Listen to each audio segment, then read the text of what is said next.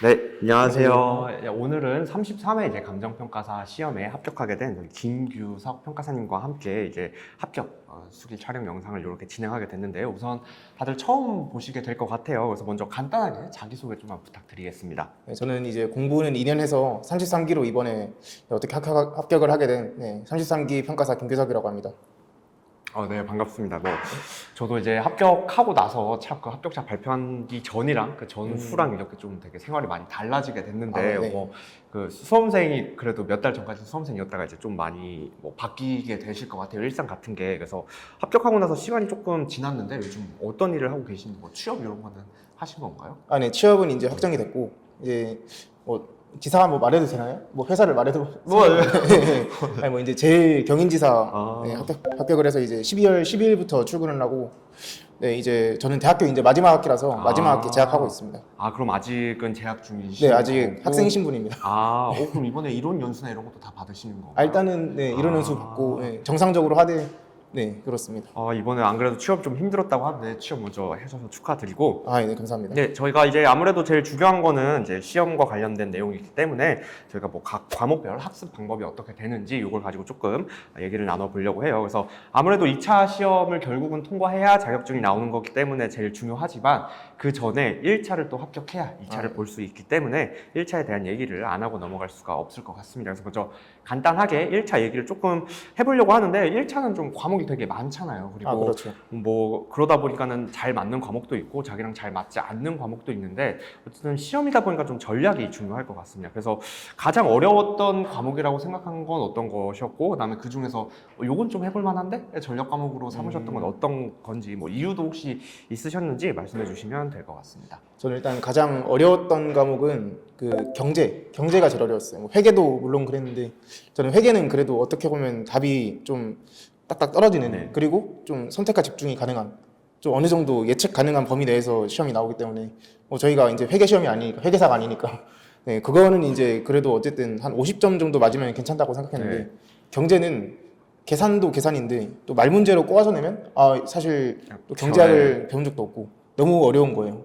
이거는 사실 좀 폭이 좀 크다 해야 되나? 내가 갑자기 60점 맞다가 40점을 맞을 수도 있고 이런 좀 불확실성이 되게 크다고 생각해서 실제로 그 1차 시험장에 제가 32회 때 합격을 했었는데 이제 그때도 말 문제가 엄청 많이 나와서 좀 긴가민가 항상 그 5개 중에 한 2-3개가 헷갈리고 그런 게 많으니까 이거는 진짜 40점을 좀 보수적으로 매기면 못 넘을 수도 있겠구나 딱 그 생각까지 들었었거든요. 그래도 이제 일단은 극복할 수 있는 방법은 그래도 문제를 어쨌든 많이 풀어보면 객관식은 어쨌든 문제 싸움이라고 생각을 해서, 그리고 이게 또 허들이 높다면 높겠지만 그렇게 높은 건 아니잖아요. 어쨌든 40점 자체가 어쨌든 할 만한 그렇게 생각하기 때문에 일단 문제를 많이 접하시면 그 정도 기준은 넘을 수 있다. 그래서 이제 전략 과목이 또 있는 거죠. 어려운 게 있으니까 이제 좀 메꿔야 되니까. 전략 과목은 그럼 어떤 걸로 주로 하시는 건가요? 전략은 이제 한 민법, 저는 민법이 그래도 가장 안정적으로 어떻게 보면 점수를 얻을 수 있는 과목이라 생각해서.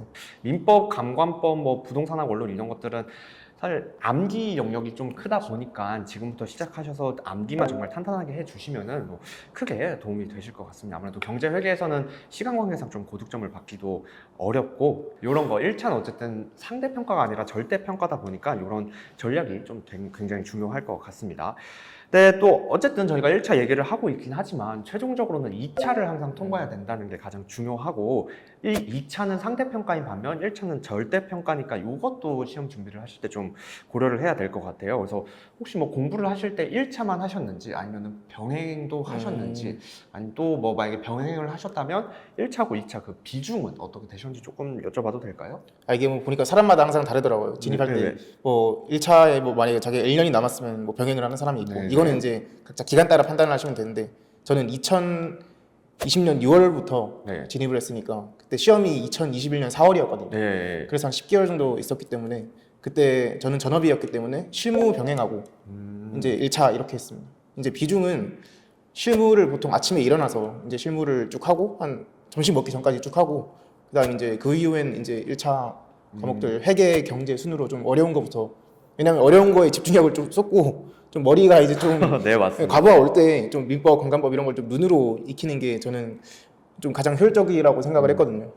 네, 맞습니다. 그래서 보통은 이제 1차만 하는데 시간이 부족하다면 그것만 하지만 2차도 같이 병행을 한다라면은 이론 법규는 결국은 암기기 때문에 미리 해도 그렇게 크게 도움은 많이 못 본다라고 생각을 해요. 이제 2차 과목 어떻게 공부를 하셨는지 그거에 대해서 조금 여쭤보도록 할게요. 우선 초반에 수업을 시작하게 되면은 거의 일주일이 꽉 찰 정도로 기본 강의가 다 있었던 것 같아요. 근데 이게 하루라도 조금 복습이나 이런 걸 놓치게 되면 되게 진도를 따라가기가 힘들어져가지고 그런 어려움이 있을 것 같은데 혹시 초반 과목별로 복습 방법 아니면 기본 강의가 진행될 때 어떻게 따라가셨는지 그거를 조금 부탁드려도 될까요? 우선 실무부터 좀 말씀해 주시면 될 것 같습니다. 일단 실부는 이제 가장 보니까 초반에 좀 투자를 많이 해야겠더라고요. 왜냐면 가장 저랑 거리가 먼 과목이기 때문에 뭐 처음에 공시지가 나오면 그게 뭐 내 인생에 그렇게 필요하지 않았는데 그렇죠. 원래. 처음 듣는 거니까. 네. 근데 이제 좀 친해져야 되니까 실무는 저녁에 이제 보통 제가 수업을 들었을 때는 뭐 7시부터 10시 반 이 정도까지 했던 것 같은데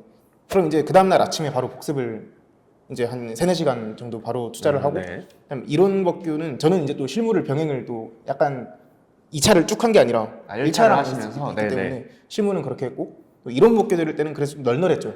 그러니까 이제 실무를 해놨으니까 이제 이론 법규에 조금 더 투자를 할 수 있었는데 실무는 뭐 이제 그렇게 하고 이제 뭐 익숙해진 상태에서는 사실 저는 조금만 투자해도 된다고 생각하거든요. 자기 나름대로 감을 유지할 수 있는 배점.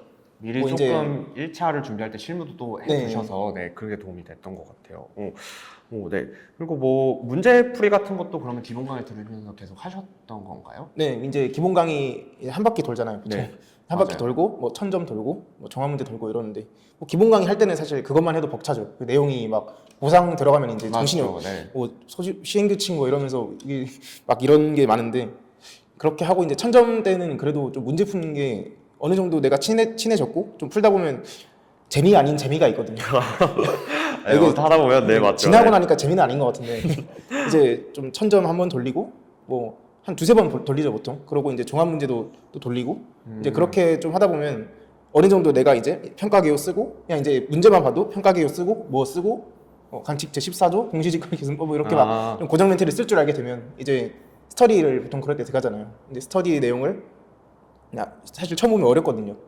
풀고 그다음 한 며칠 지나고 또 풀어보고 좀 이런 식으로 좀 같은 문제를 어느 정도 반복을 많이 했던 것 같아요. 5번 이상은 저는 최대한 풀어서 이거 딱 보면 이거 유동쌤 항상 내는 문제였지 딱 이렇게 풀고 좀 그랬던 기억이 있습니다. 네, 저도 이게 되게 중요하다고 생각해요. 우선 실무를 처음에 시간을 많이 투자하는 건 어쩔 수 없다고 생각해요. 왜냐면은 이때까지 살면서 감정평가라는 걸 많이 접하지 않았을 거기 때문에 오히려 더 익숙해지는데 시간이 많이 드는 것 같고 저는 초반일수록 오히려 풀었던 문제를 계속 반복해서 풀면서 이때는 평가구에 내가 뭘 썼고 그 다음에는 이렇게 했고 라는 거를 좀 정형화시키는 연습이 굉장히 필요하다라고 생각해요. 오히려 너무 초반에 많은 문제를 풀게 되면 정리도 되지 않고 그냥 단순히 오늘 시간을 보내기 위한 공부를 했을 가능성이 크거든요. 그래서 초반에는 오히려 복습하시기 위해서 풀었던 걸 다시 푸시고 뭐 답안지 틀이 어느 정도 완성이 되게 된다면 그때는 문제풀이 양을 늘리셔도 좋다라고 저는 이렇게 생각을 합니다. 그래서 실무는 그럼 이 정도로 하는 걸로 하고 이론은 혹시 어떻게 공부하셨는지 알 수 있을까요? 사실 뭐 이론이 가장 어떻게 보면 세 과목 중에서